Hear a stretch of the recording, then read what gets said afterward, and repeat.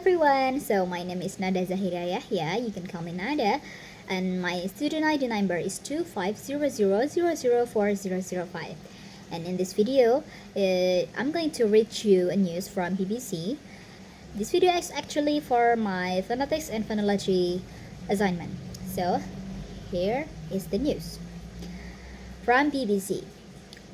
The title is Australian Police Reveal Unseen Photos 25 Years After British Backpacker Murder. Wow, it was written 3 hours ago by Simon Atkinson from Queensland.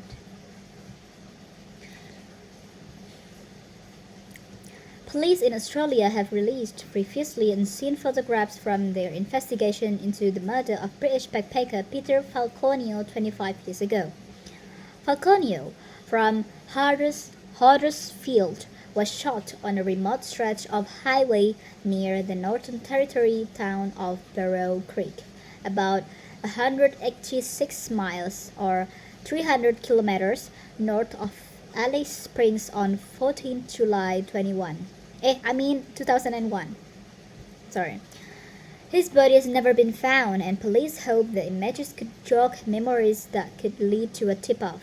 His killer, Bradley Murdoch, died of throat cancer aged 67 in jail last year, without disclosing where Falconio's remains might be. The images include a full-length picture of Murdoch staring straight at a camera during the police investigation. Falconio's girlfriend is Joan Lees escaped from Murdoch, hiding in scrubland for several hours before she was able to wave down two men driving a truck.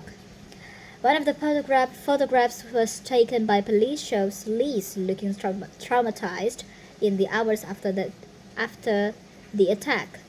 Others shows injuries she sustained, including after her wrists were bound with cable ties. Oh my god, that's so sad. Northern Territory Police Force Commissioner Martin Dole, I don't know how to pronounce it right. It is Martin Dole or Martin Dole, said that 25 years was a significant milestone and that he hoped the release of new images could jog memories or lead to a tip-off. This was a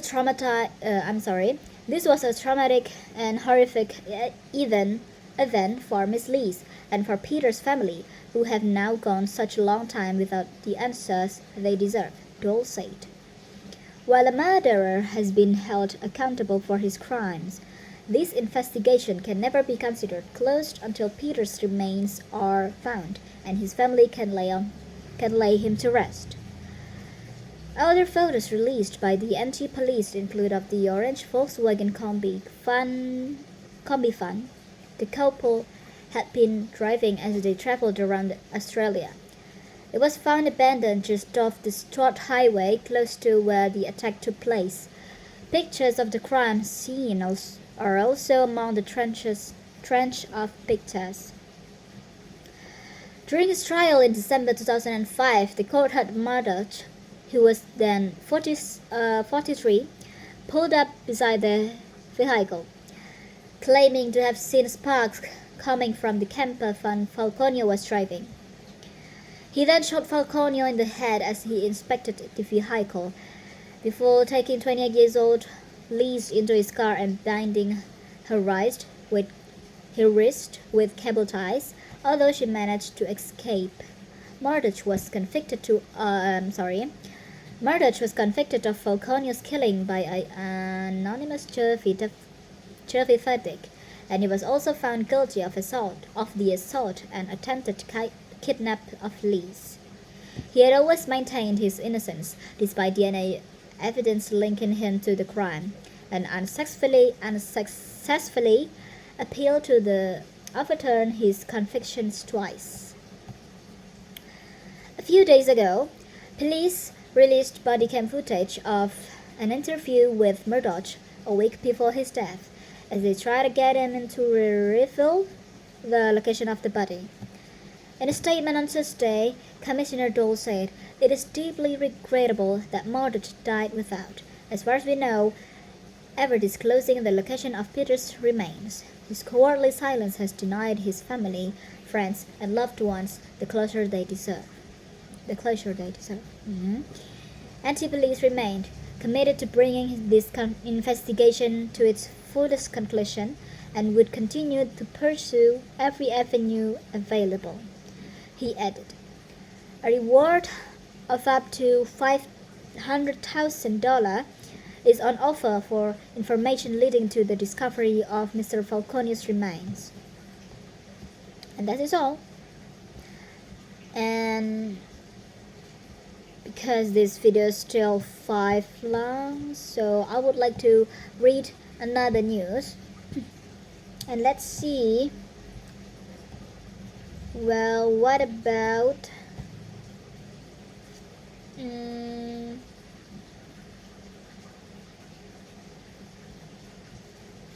okay.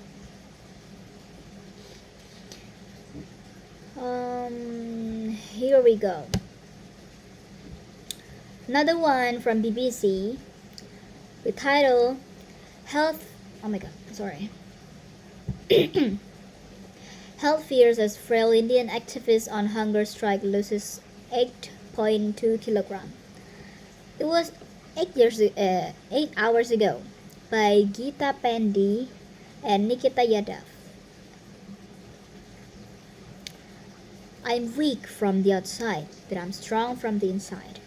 That's what a frail-looking Sonam Wangchuk, who has been on a protest hunger strike in the Indian capital, Delhi, for the past 16 days, told the BBC on Monday. According to the latest health bulletin released on Monday morning, Wangchuk has lost 8.2 kilograms or 18 lb. His blood pressure is 107/70 and his sugar levels are down to 67.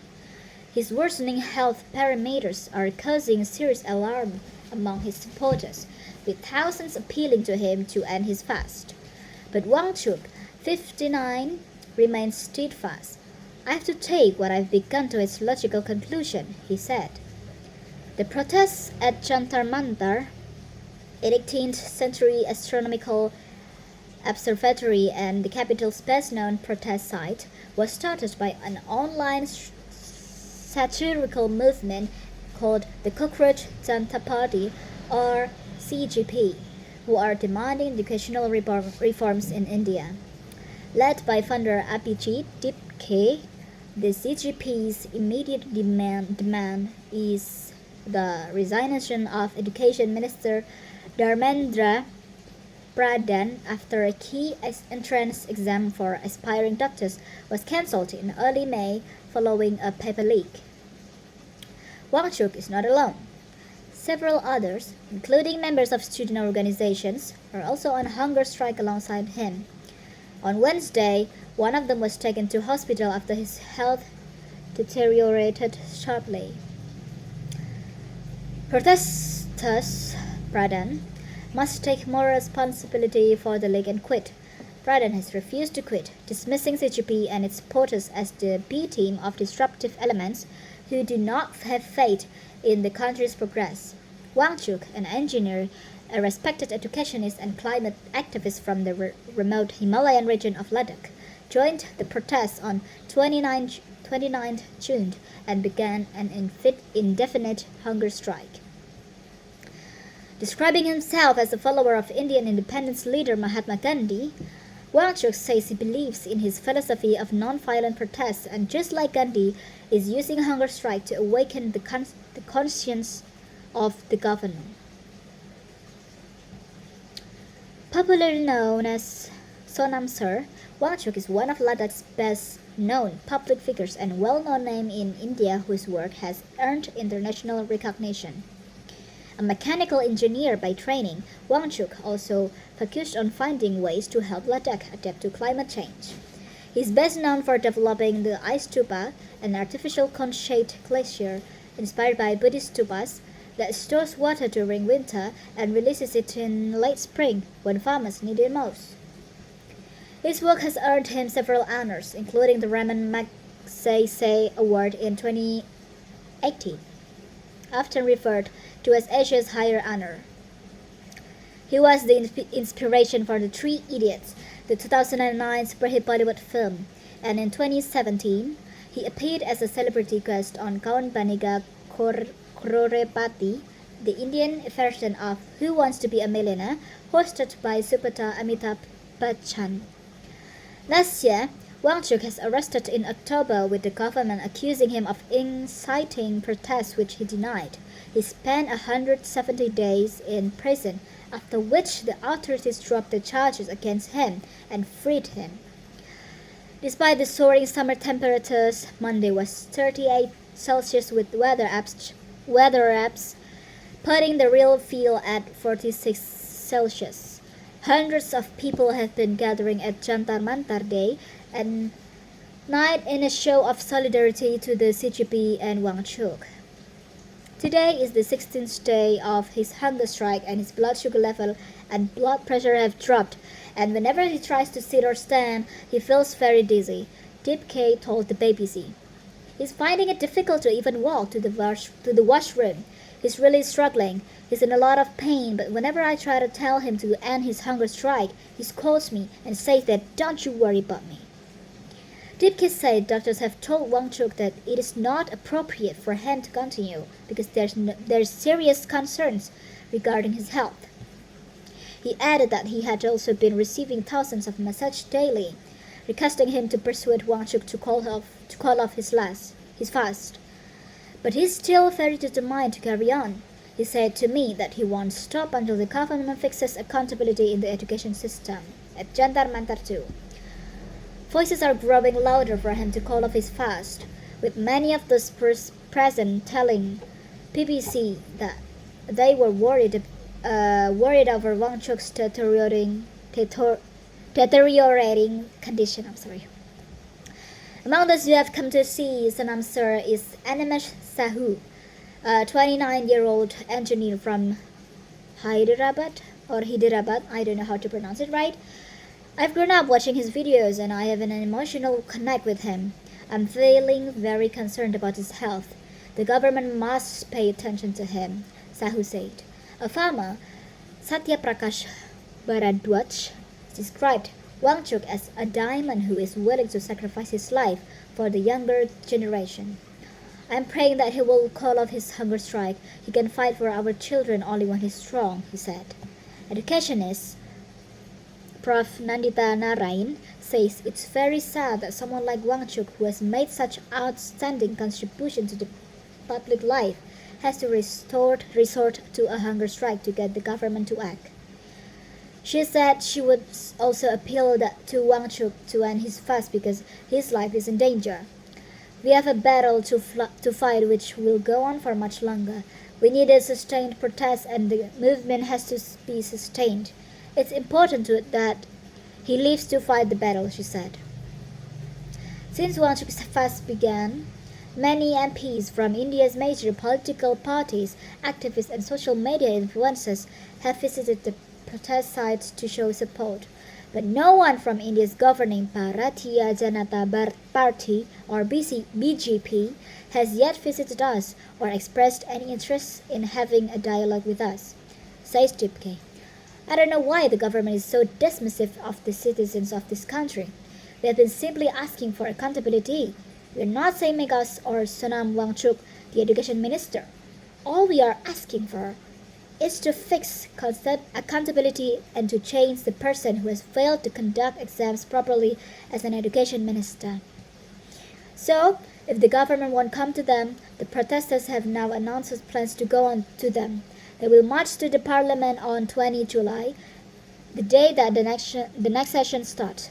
We have been sitting here for the last 24 days and Sonam Sir has been on hunger strike for 16th day. Despite that, the government has not intervened.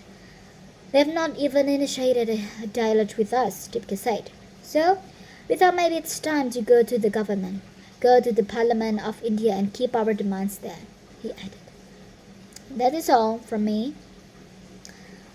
I'm sorry for a lot of messes. I didn't mean to. Goodbye everyone, see you in the next video.